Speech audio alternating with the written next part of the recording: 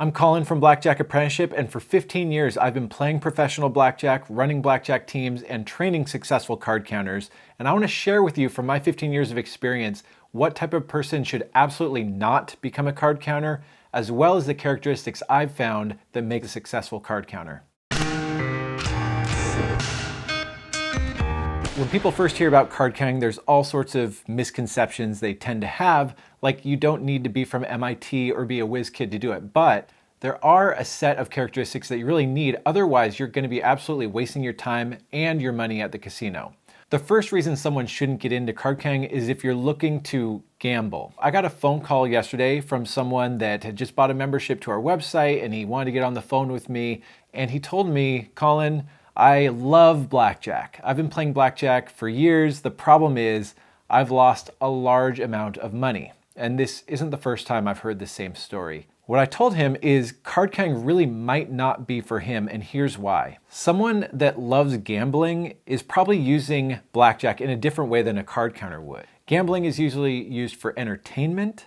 It's used as an escape from reality, and often it can be used as a drug. About 20 years ago, psychologists discovered that compulsive gambling affects the brain the exact same way addictive drugs do. Compulsive gambling actually rewires the circuitry in your brain, and I'll put the link below to an article that explains exactly what they've discovered. So a card counter actually thinks about blackjack very differently. We're looking to use card counting with discipline, with self-control, and with sobriety. What I mean by that is that we're in the casino sober-minded. We're not looking for the dopamine rush that you get from gambling. So if you have a history of compulsive gambling, there's a reason why you enjoy the game, you enjoy the casinos, and card counting is going to be a very different animal. And you have to decide, do I like gambling? Do I like the casinos and the rush I get? Or do I want to go in there like an assassin and beat the game with self-control and discipline?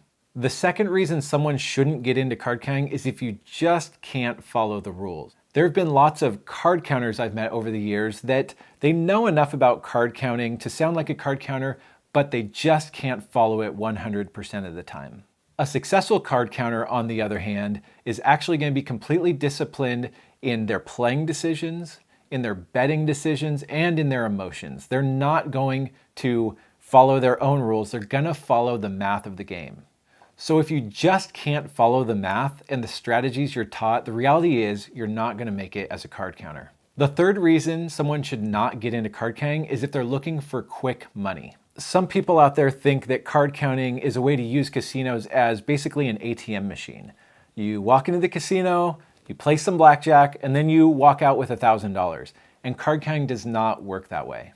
The reality is there are swings involved in the game. There are wins and losses, and even the best card counters in the world cannot control the fact that they're gonna have losing days. I like to tell people that card counting is a marathon, not a sprint.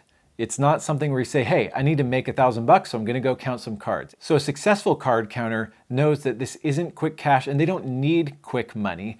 They're looking to invest through card counting over the long haul.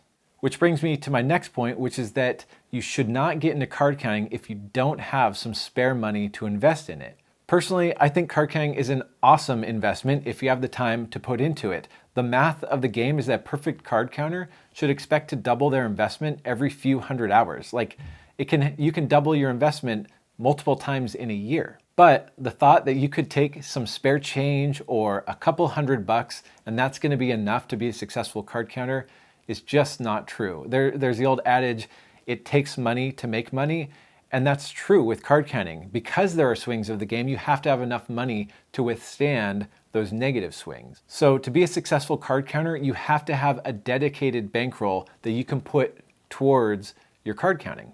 As far as how much money you're gonna need, I have a blog post that we'll link to below called Recommended Blackjack Bankroll, where I break down the numbers of what you can expect, what your risk would be based on different bankroll sizes. But you just need to know you have to have a bankroll to make it as a card counter. The fifth reason someone should not get into card counting is if they can't handle conflict. So the reality is there's all sorts of conflict as a card counter. There are the other players at the table that are going to give you a hard time, the dealer that's going to tell you that you're playing wrong or going to be hustling you for tips. There's going to be the pit boss that's watching you if you're winning too much. There's going to be the swings of the game. There's just all sorts of things. If you can't handle that conflict, you're not going to make it. I don't like conflict, but the reality is I've kind of always been a little bit of a black sheep. I was raised in kind of a conservative Christian background. I went to a private Christian school, and I was always kind of the one that pushed the limits. And one example is we had a chapel day where we had to wear a collared shirt and a tie and dress shoes. And just kind of to, be a little bit flippant, I would wear a wooden tie. I got this wooden tie in Costa Rica, and that was what I wore because I just didn't like to fit into the box. If you're like that, if you're just a little bit devious, not doing anything illegal, not doing anything immoral, but just you don't mind being wrong or being outside the box, then you probably have the right personality to make it as a card counter. Speaking of subversive, if you want to watch footage of me getting kicked out of a casino for counting cards, check out the undercover back-off video.